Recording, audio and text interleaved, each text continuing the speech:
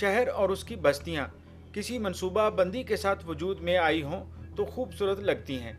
इसीलिए तो ऐसे शहरों में सहूलतों का फुकदान भी कम नज़र आता है।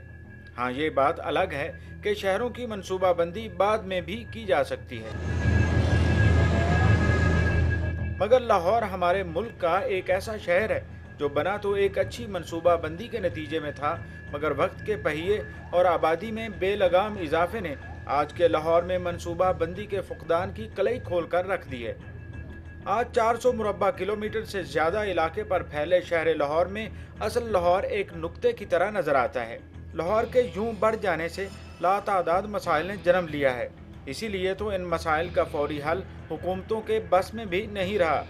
आज के लाहौर में डेंगू पर काबू पाने में नाकामी से लेकर तंगो तारीख गलियों के तिजारती मराकज़ में आतिश ज़दगी के वाक़यात, गुर्बत और बेरोज़गारी से लेकर खुदकुशियों के इक़दाम तक और सफाई से लेकर कानून, तालीम और ज़राए आमदोरफ्त तक सहूलतों का फुकदान ही फुकदान है। सिर्फ मनसूबा बंदी के फुकदान के बायस ही हर रोज़ हमारा करोड़ों रुपयों का नुकसान हो रहा है। सबसे बढ़कर ये लाहौरियों और उनके हुक्मरानों की मुसलसल चश्म पोशी ने इस शहर की खूबसूरती पर भी ग्रहण लगा दिया है।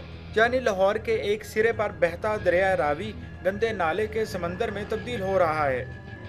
ऐसा क्यों है?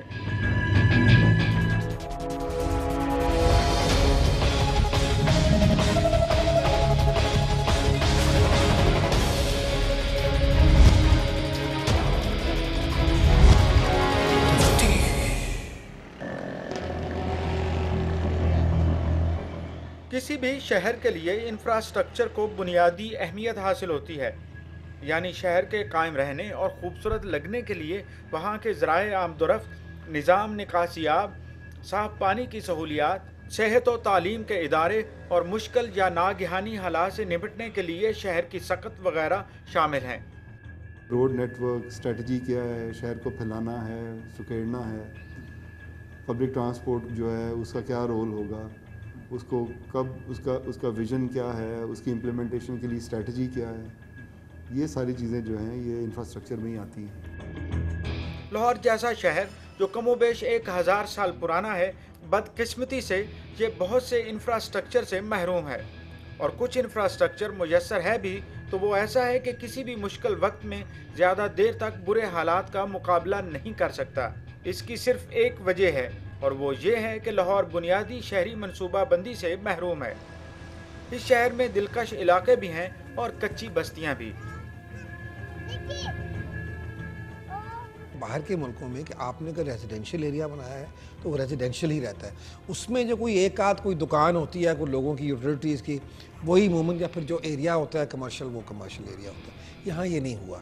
यहाँ स्कूल भी रेजिडेंशियल एरियाज़ के अंदर हैं, दफ्तर भी रेजिडेंशियल एरियाज़ के अंदर हैं, हर किस्म के फैक्ट्रियाँ भी रेजिडेंशियल एरियाज़ के अंदर लगी हुई हैं, यानी कि कोई किसी किस्म का कोई कानून नहीं है। इंफ्रास्ट्रक्चर है वो एक अर्बन ग्लू होता है और शहर की तमाम एमिनिटीज़ उस पर चिपकती हैं, तो जितनी अच्छी वो ग्लू होगी उतना अच्छे तरीके से वो शहर की एमिनिटीज़ उसके ऊपर चिपकेंगी। गवर्नमेंट हमारी बड़ी खुश होकर कहती है जी उसको कमर्शलाइज़ कर दिया, उसको कमर्शलाइज़ कर दिया, इसलिए कि पैसे ले गए वहाँ से।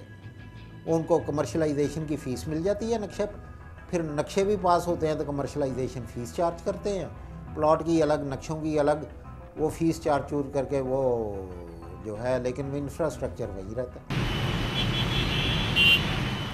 सड़कों पर ट्रैफिक का इज़्दिहाम, उबले गटर और बारिशों की सूरत में कई इलाकों का जौहर की सूरत अख्तियार कर लेना मामूल की बात बन चुका है।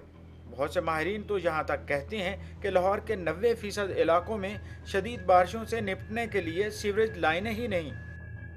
जो हमारा सिस्टम है ना, सीवरेज सिस्टम, वो सिर्फ डिज़ाइन किया गया है for sewage, not for storm water.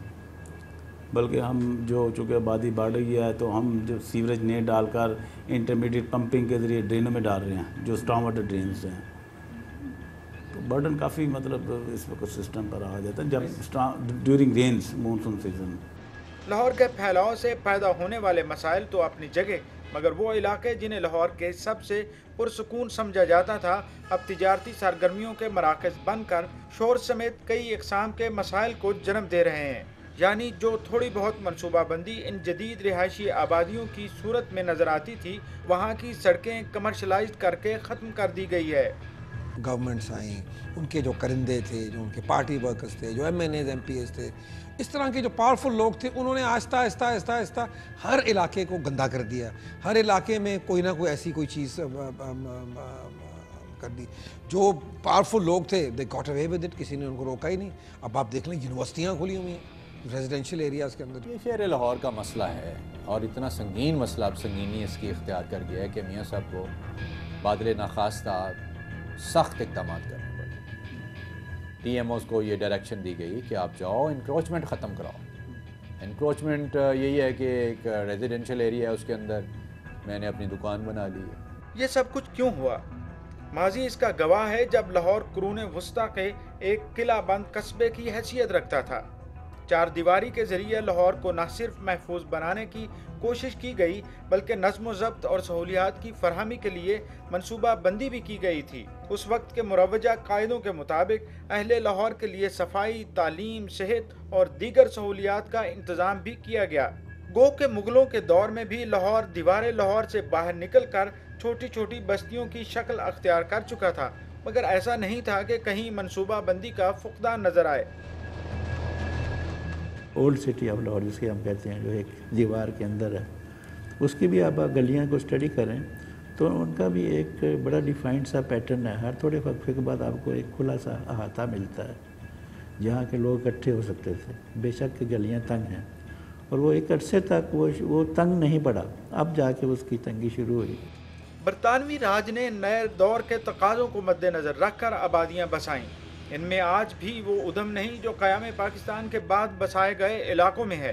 رحمان پورہ کو لے لیجئے، سمن آباد کو لے لیجئے، گلبرگ کو لے لیجئے جس پہ بڑا ہمیں ناز تھا کس زمانے میں۔ تمام کی تمام کوپ نہیں کر سکی ہماری جو پاپولیشن ڈیولپمنٹ ہوئی۔ مطلب یہ ہے کہ ہمارے جو پلانرز تھے جنہوں نے ان چیزوں کو پلان کیا، انہوں نے یہ سوچا ہی نہیں کہ 20 سال میں، 30 سال میں، 40 سال میں کتنی ایکسپینشن ہوگی پاپولیشن کی اور کتنی ریکوائرمنٹس ہوگی روڈز کی، وڈس کی کسی کو۔ جہاں تک سڑکوں کی بات ہے تو ایک صدی سے بھی زیادہ عرصہ گزرنے کے بعد مال روڈ لاہور اتنے مسائل پیدا نہیں کرتا جتنے مسائل قیام پاکستان کے بعد بنائی جانے والی سڑکوں نے پیدا کیے ہیں۔ بہت سے لوگ تو یہاں تک کہتے ہیں کہ منصوبہ بندی کی بجائے سیاسی اثر رسوخ سے ہونے والے کام کارگر ثابت ہو ہی نہیں سکتے۔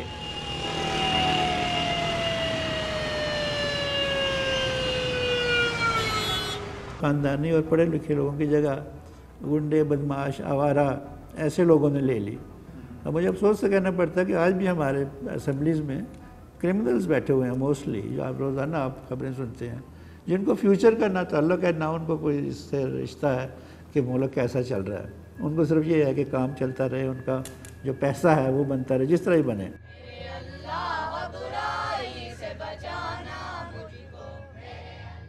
اسی طرح تعلیمی اداروں کی مثال ہمارے سامنے ہے۔ حکومت برطانیہ کے دور میں قائم ہونے والے تعلیمی اداروں کے بعد ایک بہت بڑا خلا دکھائی دیتا ہے۔ بہت سے علاقے اب بھی بنیادی تعلیمی اداروں سے محروم ہیں۔ نتیجے کے طور پر طلباء کو دور دور سے تعلیمی اداروں میں آنا پڑتا ہے۔ حکومتوں نے اپنی نااہلی چھپانے کے لیے پرائیویٹ تعلیمی اداروں کی حوصلہ افزائی کی تو اس عمل کے نتائج بھی کسی منصوبہ بندی کی عکاسی نہیں کرتے۔ گورنمنٹ نے اب تقریباً ایک قسم کا ہاتھ ہی اٹھا لیا اور پرائیویٹ اسکولوں کو اجازت دے دیا، اور ان کی فیسیں اتنی زیادہ کہ عام آدمی اس کو افورڈ نہیں کر سکتا۔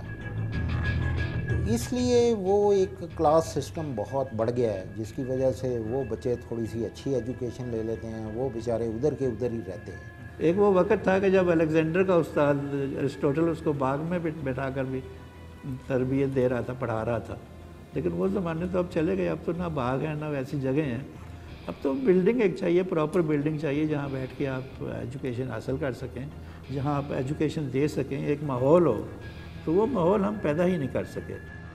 یکساں نظام تعلیم نہ ہونے کی وجہ سے گھر گھر پرائیویٹ اسکول بننے سے تعلیم نہ صرف مہنگی ہوئی ہے بلکہ ٹریفک، ماحولیاتی آلودگی اور ایسے مسائل نے جنم لیا ہے کہ آج اکثر آبادیوں کے مکینوں کو سکول نعمت سے زیادہ زحمت دکھائی دیتے ہیں، کیونکہ کوئی سکول کسی سیاسی لیڈر کا ہے تو کوئی کسی ناظم اعلیٰ کا۔ کہیں کسی بیوروکریٹ نے اپنی تعلیم کا سلسلہ چلا رکھا ہے تو کہیں انسانی حقوق کے علمبردار نے اپنا علم تعلیم بلند کر رکھا ہے۔ مشرف صاحب کے دور میں کئی کالجز کو یونیورسٹی بنا دیا، صرف نام بدلنے سے تو یونیورسٹی نہیں بن سکتی، وہ کالجز کے کالجز ہی رہے۔ اب جہاں ایف اے کے داخلے ہو رہے ہیں، بی اے کے داخلے ہو رہے ہیں، اس کو آپ یونیورسٹی کہیں تو وہ یونیورسٹی نہیں ہے۔ یونیورسٹی کا تو بیسک پرنسپل ایک ریسرچ کا ہے۔ تعلیم کی طرح پرائیویٹ ہسپتالوں کی بے لگام اجازت نے صحت کی بنیادی سہولتیں بھی انتہائی مہنگی کر دی ہیں۔ اسی لیے تو سرکاری ڈاکٹر ہمیں پرائیویٹ کلینک بلانے لگا ہے۔ ان ہسپتالوں کی وجہ سے ٹریفک سمیت کئی مسائل پیدا ہو رہے ہیں، اور اس کی بھی ایک ہی وجہ ہے، یعنی منصوبہ بندی کا فقدان۔ ہم نے شہروں کو اس بے ہنگم طریقے سے کیوں پھیلایا کہ جس کا انفراسٹرکچر کی مینٹیننس بھی ہم نہیں کر سکتے، اب اس کو اپ اینڈ رننگ حالت میں بھی نہیں رکھ سکتے، اور اس کے ساتھ ساتھ یعنی جو ڈینسٹیز ہم نے کریٹ کی ہیں وہ اتنی لو ہیں کہ اس کو سسٹین کرنے کے لیے ہمیشہ جو ہے فنڈز کی ضرورت پڑے گی، سیلف سسٹیننگ کوئی چیز نہیں ہوگی۔ ماہرین کے نزدیک لاہور کی شہری منصوبہ بندی کے لیے مختلف اوقات میں کئی ایک ماسٹر پلان بنائے گئے، جن میں لینڈ یوزج، پانی، ماحولیات، کمرشلائزیشن، ذرائع آمد و رفت، تعلیم اور دیگر سہولیات کو مد نظر رکھا گیا تھا، مگر ہوا یوں کہ لاہور کے کسی ماسٹر پلان پر عمل ہی نہیں ہو سکا۔ زبردست فیلئر ہے جو اسٹریٹجی میکرز کا اور پالیسی میکرز کا اور پھر امپلیمنٹیشن کا۔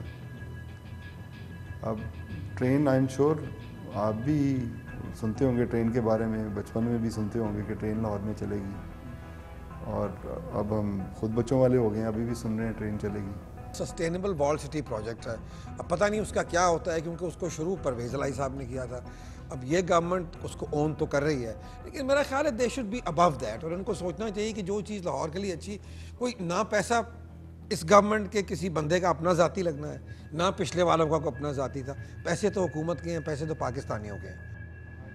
جس کی لاٹھی اس کی بھینس کے مترادف، جس نے جس طرح چاہا طاقت اور اثر کے بل بوتے پر لاہور کی سڑکوں، گلیوں اور زمینوں کو استعمال کیا۔ اس وقت لاہور اس سطح تک پہنچ چکا ہے کہ شہری منصوبہ بندی کے ایک ایک پہلو کو حل کرنے کے لیے اربوں روپے درکار ہیں۔ لاہور کو بھی لاوارث ہی ہے کافی عرصے سے، میاں صاحبان بھی ہیں، ان کا اپنا ذاتی تعلق بھی لاہور سے ہے، اور ان کو کچھ کرنا چاہیے۔ اگر ایک سڑک بننی ہے یہاں پہ سامنے، تو یہ تو کارپوریشن کا کام ہے کہ جی وہ دیکھے کہ یہاں پہ ضرورت ہے، کارپوریشن کا کام ہے وہ جا کے دیکھے ملتان روڈ کا فلانا حصہ خراب ہے، اس کو دیکھے، نہ کہ یہ ایم پی اے آگے کہے نہیں جناب یہ پیسے، ہو سکتا ہے وہ پیسے کہیں اور زیادہ ضروری ہوں۔ یہ کہنا کہ کون سا مسئلہ سب سے بڑا ہے جو لاہور کی تاریخی اور ثقافتی حیثیت کو گہنا رہا ہے، اتنا آسان نہیں، کیونکہ اگر آپ ان میں سے کسی ایک مسئلے کی وجوہات کی تلاش میں نکلیں تو آپ کی کسی دوسرے بڑے مسئلے سے ملاقات ہو جاتی ہے۔ سب مسائل کو جوڑا جائے تو یوں نظر آتا ہے کہ یہ شہر پلاننگ نہ ہونے کی بنا پر کئی دہائیاں پیچھے چلا گیا ہے۔ Definitely gone back. ہماری جو پبلک ٹرانسپورٹ تھی وہ اس سے کافی بہتر تھی۔ جو مجھے یاد ہے بچپن میں لاہور میں وہ بسیں چلا کرتی تھیں، بڑے وقت پہ چلتی تھیں، وقت پہ پہنچاتی تھیں، اور کمیوٹ کرنے کا بڑا ایک بہتر طریقہ تھا، گو کہ کمی تھی اس وقت بھی، مگر آج تو بالکل اٹس اے ڈیزاسٹر۔ ایسا نہیں کہ شہر منصوبہ بندی کے تحت وجود میں آئے تو ہی وہ خوبصورت رہتے ہیں، ماضی قریب میں سے بھی کئی شہروں کی مثالیں دی جا سکتی ہیں جو خوبصورت شہروں کے حوالے سے کسی قطار میں نہیں تھے، مگر شہریوں نے منصوبہ بندی اور انتظامیہ کی قوت فیصلہ سے اپنے ملکوں کی تقدیر بدل دی۔ اسپین کے شہر بارسلونا کو ہی لے لیں، دنیا کے خوبصورت ترین شہروں میں سے ایک بارسلونا اولمپک سے پہلے ایسا نہیں تھا۔ منصوبہ بندی کے فقدان نے لاہور کا چہرہ گرد آلود کر دیا ہے۔ اب ذرائع آمد و رفت یعنی ٹریفک، ٹرانسپورٹ اور پیدل چلنے والوں کے لیے سہولتوں کو ہی لے لیجئے، شہری ایک نہیں کئی عذابوں میں مبتلا ہے۔ ان مسائل کے بارے میں جاننے کے لیے ملتے ہیں ایک فٹ پاتھ پر، مگر تھوڑی سے وقفے کے بعد۔